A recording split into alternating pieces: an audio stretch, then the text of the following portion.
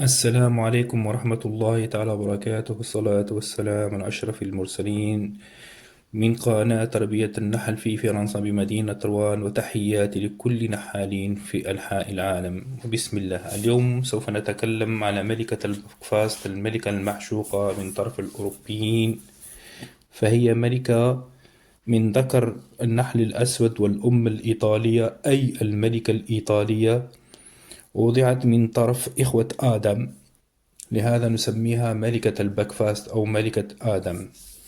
وضعت ما بين 1898 إلى 1996.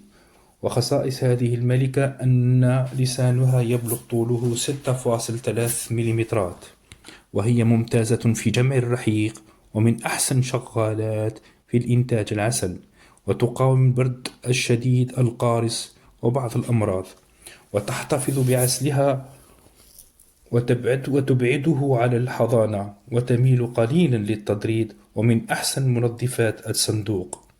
والسلام عليكم ورحمة الله تعالى وبركاته، ولا تنسوا إدعامنا في هذه القناة من فضلكم.